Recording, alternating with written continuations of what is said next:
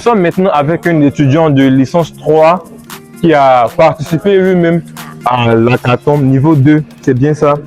Alors, pouvez-vous vous présenter, monsieur? Je suis l'étudiant Odoran Kwadjo Ozolé Ebenezer. Ouais. Troisième année de système méthodologie informatique et télécommunication. Ouais. Alors, monsieur Ungoran, pouvez-vous nous présenter votre projet? D'accord. Donc, déjà, nous remarquons tous le changement climatique aujourd'hui et ça fait que les agriculteurs peuvent ne pas maîtriser la période où il va pleuvoir ou pas. Donc, pour pallier à ce problème des aléas climatiques, nous avons mis en place un système d'arrosage automatique qui va automatiquement déterminer l'état du sol, si le sol est sec ou humide. Si le sol est sec, le système d'arrosage va se mettre en marche pour arroser la plante. Et là, les agriculteurs ne vont plus s'inquiéter en fait des aléas climatiques. Donc, on va faire un petit test. Et nous avons ici deux types de sols. Nous avons un sol humide et un sol sec. Donc, actuellement, le capteur d'humidité du sol est dans un sol humide. Donc, vous allez remarquer que le système d'arrosage est éteint. Ça veut dire que la plante peut se nourrir correctement. Donc, quand le capteur d'humidité sera dans un sol sec, ça veut dire que la plante a besoin d'eau. Et là, le système va se mettre en marche pour arroser la plante jusqu'à une certaine quantité d'humidité du sol. Je vois. Donc, on passe maintenant au test.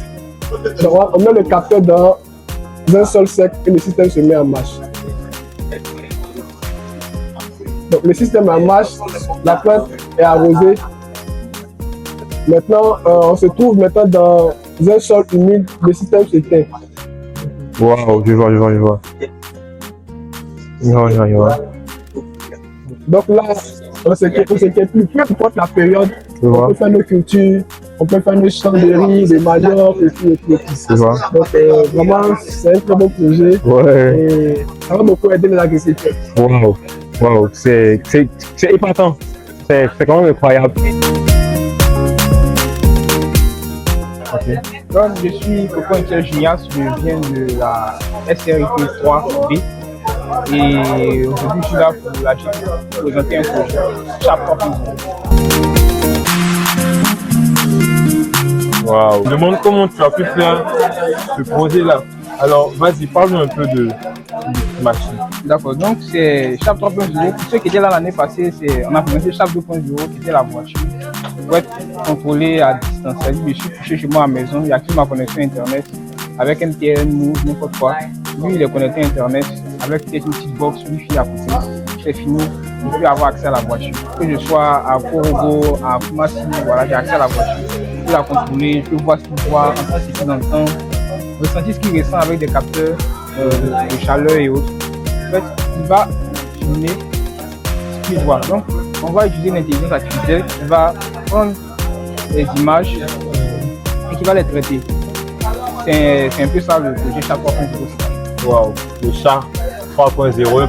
On peut faire un test. C'est possible? D'accord, il n'y a pas de problème. Pour l'instant, il n'y a rien. On voit juste ceux qui sont détravaillés. On voit bien que il a vu qu'il n'y a aucun danger. Donc actuellement, je vais mettre l'image d'un couteau. D'accord. Voilà, donc là il va avoir un couteau. Bon, c'est vraiment un petit exemple parce que j'ai pas de meilleur exemple, pas quelque chose de dangereux à les ici. Mais déjà, si vous voyez un couteau dans la main de quelqu'un avec du sang dessus, vous pouvez rapidement t'informer qu'il y a quelque chose de grave, quelqu'un s'est fait piquer. Mais voilà, tu peux rapidement pouvoir intervenir. Donc là, vous voyez qu'il a répondu qu'il y a un danger. Il a expliqué ce qu'il doit faire. Ouais. C'est un peu ça le projet. C'est vraiment incroyable. C'est vraiment incroyable.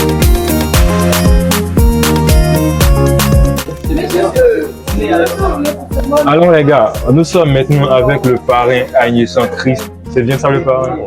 Alors le parrain. Alors le parrain, qu'avons-nous là? En fait ici, on a deux systèmes différents. Le premier système, c'est un système de contrôle d'allumage des LED en fonction des doigts de la main qui sont détectés par la caméra. Et puis ici, c'est un système d'allumage des LED avec la reconnaissance vocale. Wow. Donc ici, par exemple, si je place ma main dans la caméra détecte ma main. Donc, et quand la caméra détecte ma main, Oui. j'ai 5 doigts, la caméra détecte mes 5 doigts, donc les 5 lettres sont allumées. Si j'ai 3 doigts, les 3 lettres sont allumées. Le deuxième maintenant, c'est un système de reconnaissance vocale. Oui, je vois. On va dire par exemple light on, et puis l'assistant en fait, va allumer la LED et nous répondre que la LED est effectivement allumée. Donc on va faire un test. Wow, vous avez recréé Alexa en même temps. Ouais, c'est ça. C'est super. Light on.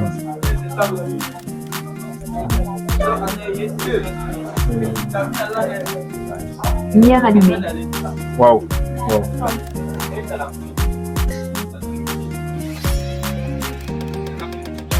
Light off. Lumière éteinte.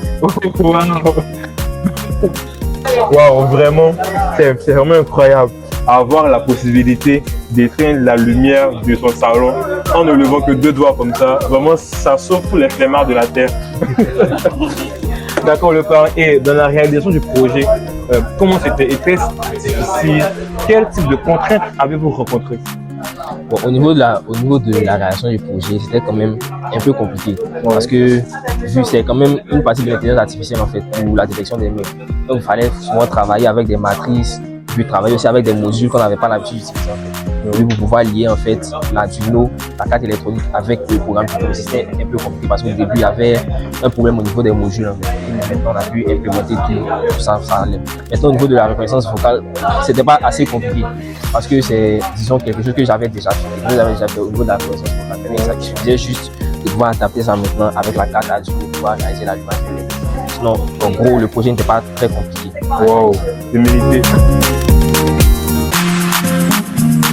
Les gars, nous sommes avec un étudiant pas comme les autres. Le Yeo Tana Daouda. Eh ouais, mon Dieu, c'est con.